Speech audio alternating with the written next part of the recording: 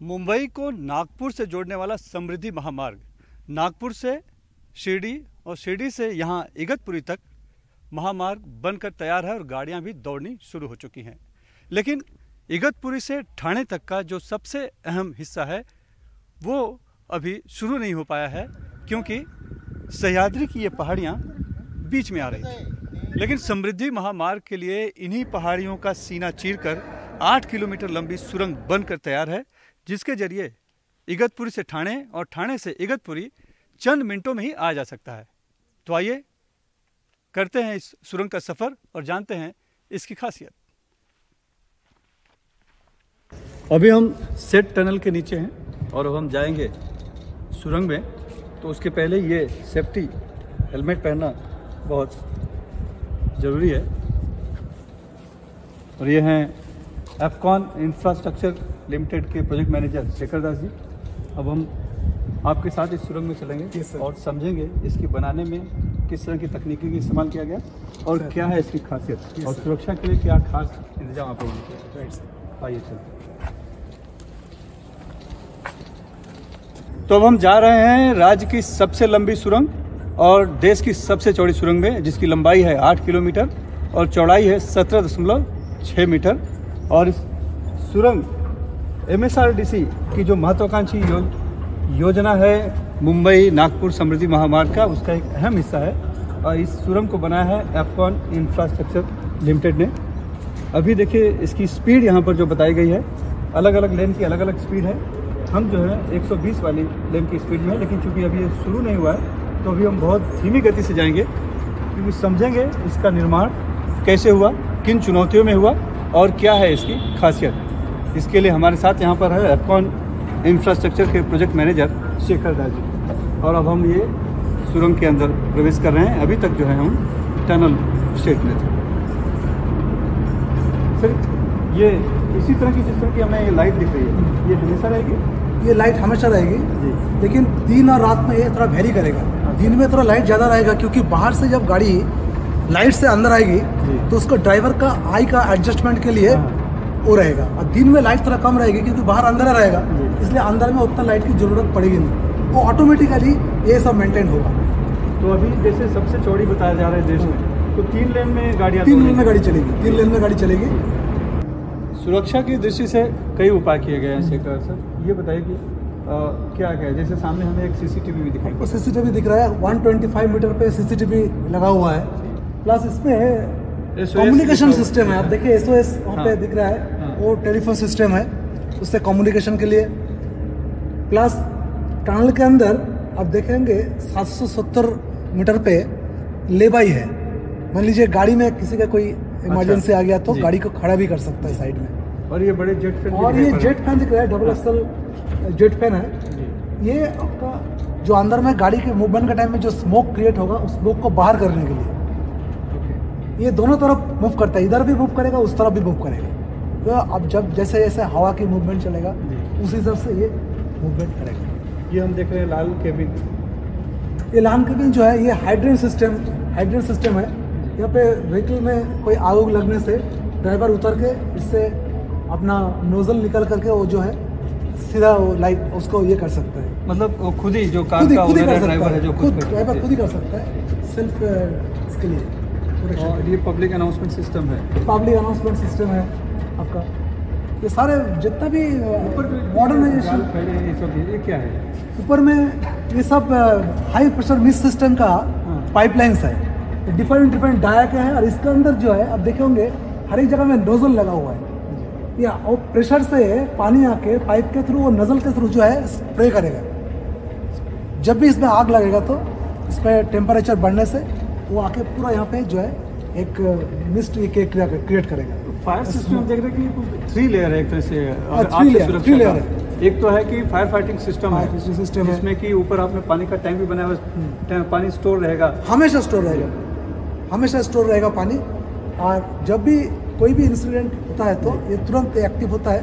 But hydrant system आप manual भी कर सकता है, ऑटोमेटिकली भी होगा, but this system is totally automatically. जैसे ही 60 डिग्री तक पहुँचेगा, जब भी 60 डिग्री टेम्परेचर पहुँच जाएगा, कोई फायर लगने से जब टेम्परेचर इंक्रीज होगा तो ऑटोमेटिकली उसका नोजल ओपन हो जाएगा और वो शुरू हो जाएगा। और दूसरी जो खास करके ये लेयर्स लगाए गए हैं दोनों तरफ ऊपर की, जो कि 200 डिग्री सेल्सियस तक ये 200 डिग्री सेंटीग्रेड टेम्परेचर में सस्टेन करेगा। इस पे लगाने का मेन कारण वही है कि ऊपर से जो टेम्परेचर जब आग ऊपर की तरफ जाएगा तो हीट डायरेक्ट ऊपर में लगता है, इसलिए स्प्रे किया गया वो हीट को एब्जॉर्ब करने के लिए, सो दैट कि पत्थर के ऊपर जाने से वो पत्थर का फॉल ना हो, ये उसको प्रोटेक्ट करेगा।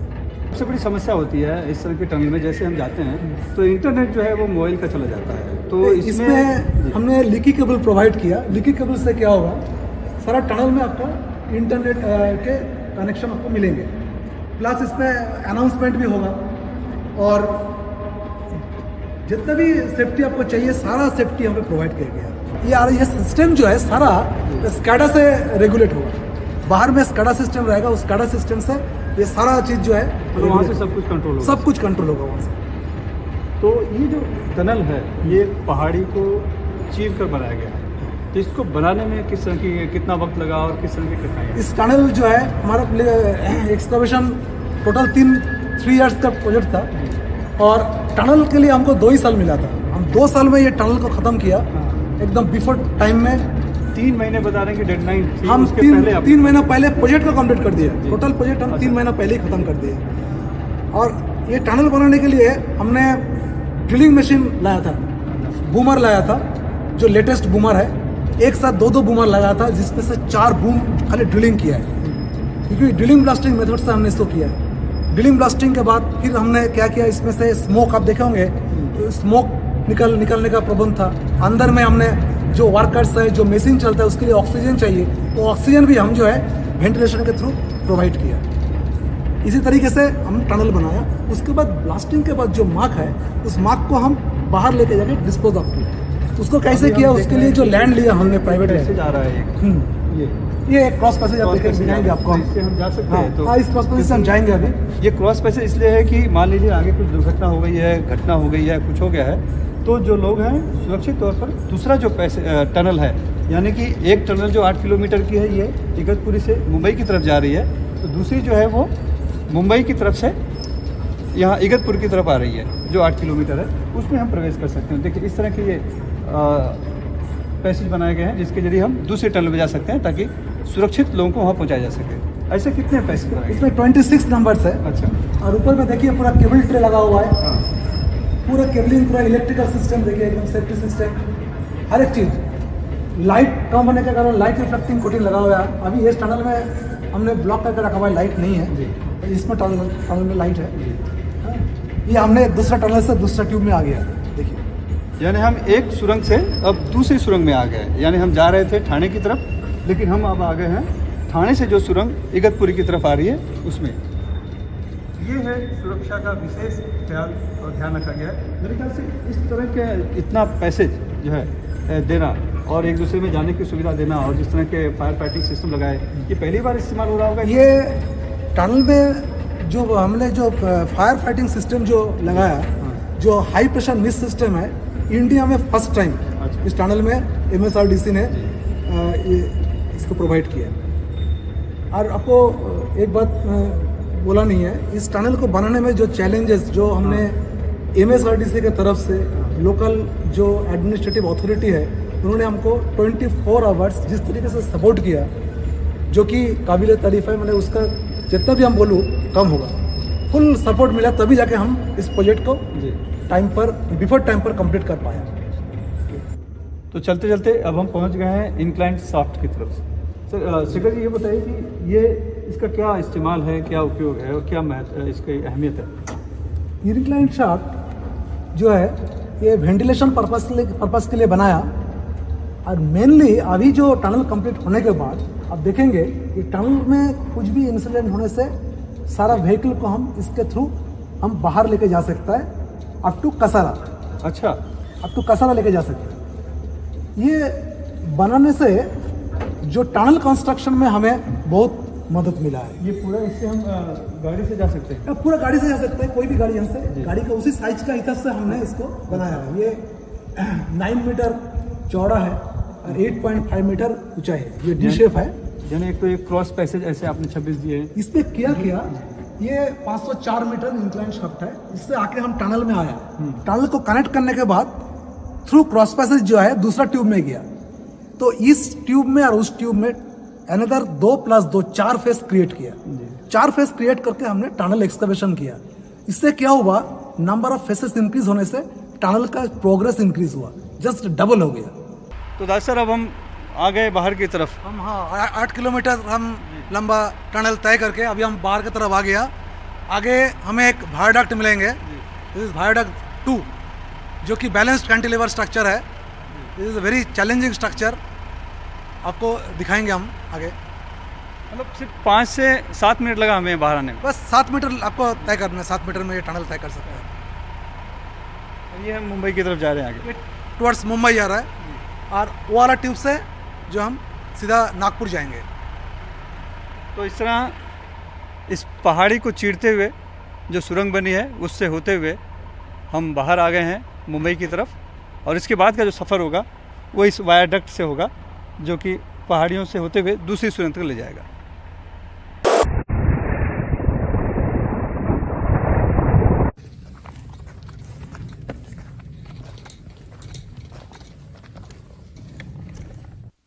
आठ किलोमीटर लंबे टनल से होकर अब हम वायाडक्ट 2 पर आ गए हैं, यानी कि सुरंग से बाहर आ चुके हैं। और ये है वायाडक्ट 2। ये जो वायाडक्ट 2 है ये 2 तरफ से पहाड़ियों के बीच बना है, जो कि 2 पहाड़ों को जोड़ता है, यानी कि 2 सुरंगों को जोड़ता है। इसकी खासियत यह है कि देखेंगे कि बीच में जो ये खाई है, ये खाई में जो पिलर बने हुए हैं इस वायाडक्ट के, इसकी जो ऊंचाई बताई जा रही है कि 20 मंजिला इमारत, तकरीबन 60 मीटर के पिलर हैं, यानी कि 20 मंजिला इमारत की ये ऊंचाई है। और जिस तरह से टनल बनाने एक बड़ी चुनौती थी, ठीक उसी तरह से ये वायाडक्ट बनाना भी बहुत बड़ी चुनौती थी, क्योंकि ये इगतपुरी है। इगतपुरी भारत के चेरापूंजी की तरह है, जहाँ पर कि सबसे ज़्यादा बारिश यहाँ महाराष्ट्र में होती है। सर बहुत ही सुंदर और अद्भुत भी ये पूरा इलाका भी दिख रहा है, लेकिन इसमें काम करना कितना चुनौतीपूर्ण था, और खास करके इस वायाडक्ट की बात करें तो। सर हमारा ये जो वायाडक्ट 2 जो है ये टोटल रिजर्व फॉरेस्ट के अंदर है और दोनों साइड हिल है।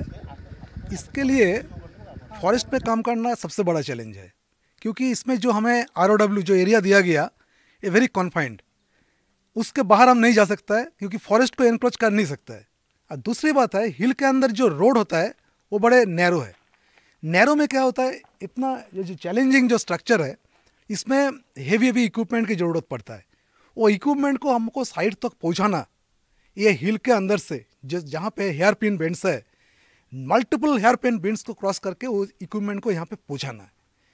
These are the challenges we have faced during construction. और दूसरी बात है बारिश जो है, बारिश भी बहुत होती है, बारिश बहुत होती है। बारिश के कारण खाली नहीं है, बारिश तो है ही है, उसके बाद फॉग भी आता है, इतना हवा यहाँ पे चलता है, wind pressure plus visibility, poor visibility के कारण जो है काम करना बहुत मुश्किल होता है यहाँ पे।